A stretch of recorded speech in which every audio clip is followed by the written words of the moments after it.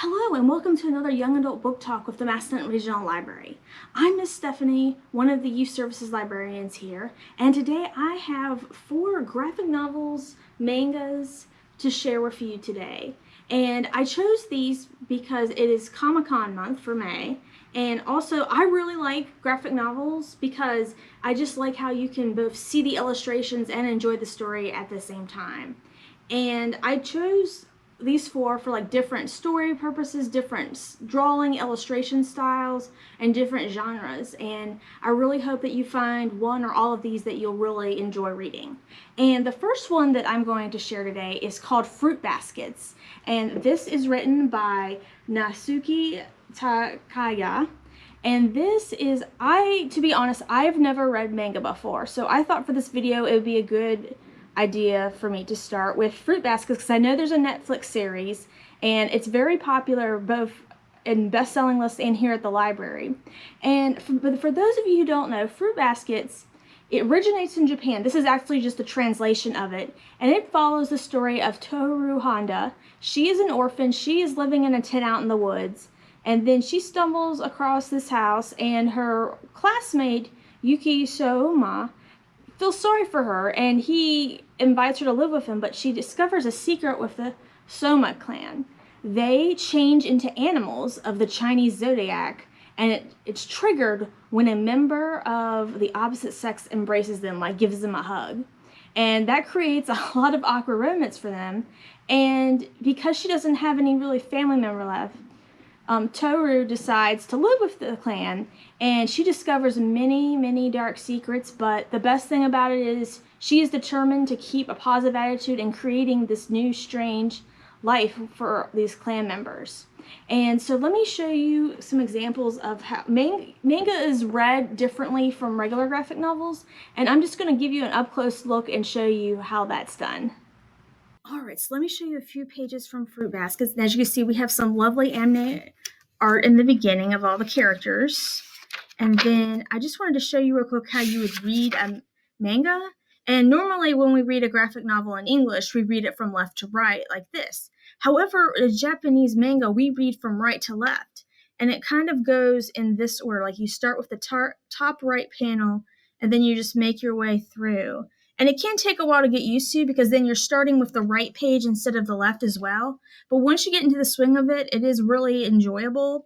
And I just loved how it had such a fascinating and deep storyline with so many topics like acceptance, overcoming trauma, and friendship, and the characters are very deep. The library does have 12 volumes, and after finishing volume 1, I was very excited to go check out what happened to them in the second one. So we have all 12 volumes, so if you like the first one, you can finish the whole series. All right, for the next graphic novel I have, it's called A Study in Scarlet, and this is an adaptation from the Arthur Conan Doyle novel, and this talks about the meeting of the 2 most famous crime-fighting duo in literature, Sherlock Holmes and Dr. Watson. And so it shows about how they became roommates in London, and they're getting used to each other's nature, especially Watson with Sherlock Holmes' eccentric nature. But then they stumble upon a murder nearby, and the killer has eluded the Scotland Yard officials. So they have to conduct a rather unorthodox investigation to solve this murder most foul. And I'm not going to say anymore because that'll potentially spoil the whodunit in here, but I just really enjoyed it. Like, I've read a few of the Sherlock Holmes books back when I was a teenager, and this is like their character development, their dialogue is a lot of fun and interesting and just fascinating how they figure out to solve the mystery. And it's kind of like a noir, darker tones type of thing, and I like that because it's more mysterious that way as they're trying to uncover clues in their investigation. So let me just show you a few examples of the pages in here. Alright, so I'm just going to show you a few pages in A Study in Scarlet, and as you can see, as I mentioned, that there's darker tones. It's kind of looks like more old-fashioned drawings to reflect Victorian England, and just really good illustrations as Watson and Sherlock solve the mystery. And so I would highly recommend this for fans of mystery and suspense, because it's definitely in the same spirit as Sherlock Holmes novels.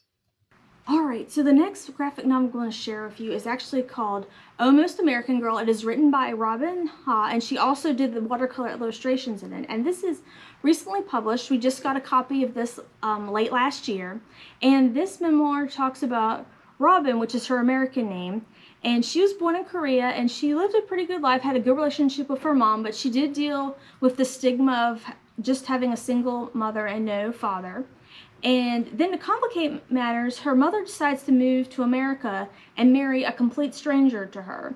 And Robin barely speaks any English at all, so moving to Alabama from Korea is a major culture shock.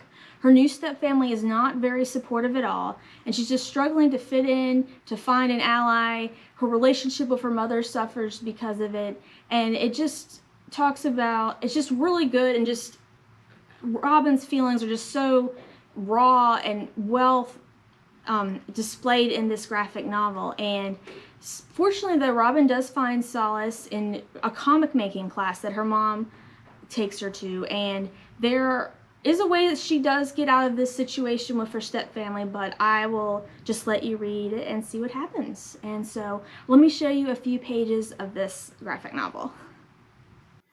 Alright, so I'm just going to show a few illustrations from Almost American Girl. And it may be a little difficult to pick out, but one of the features I really like to show the difference between Korean and American culture is that the English dialogue is all in black font, while the Korean is all in blue color font.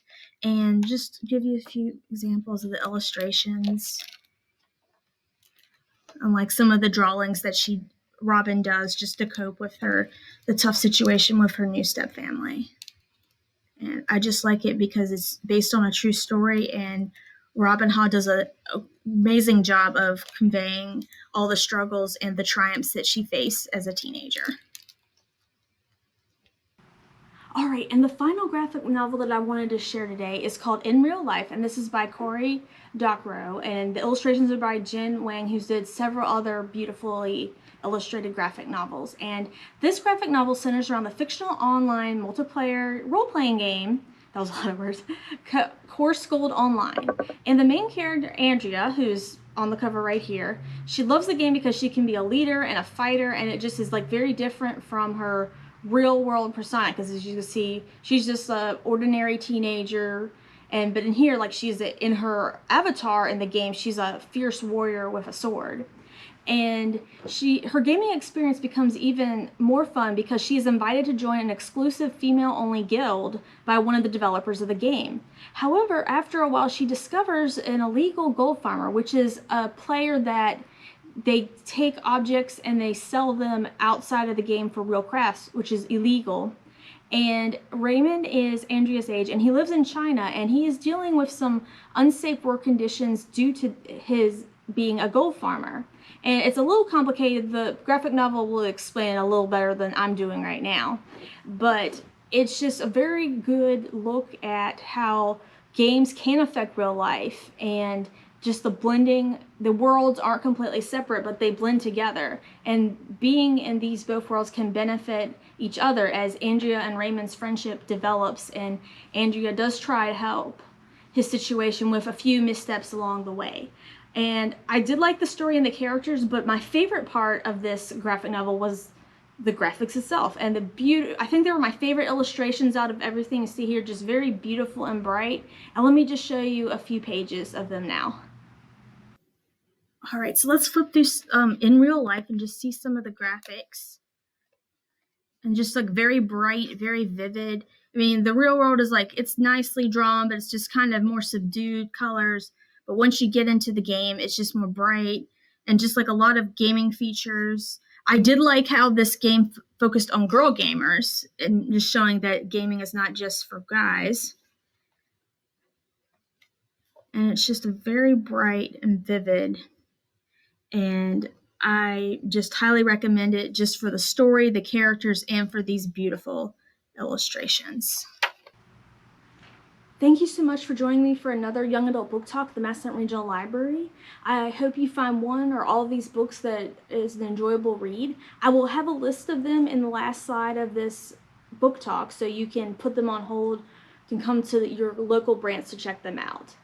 Thank you again for joining me, and I look forward to sharing more books with you soon. Have a good day. Bye.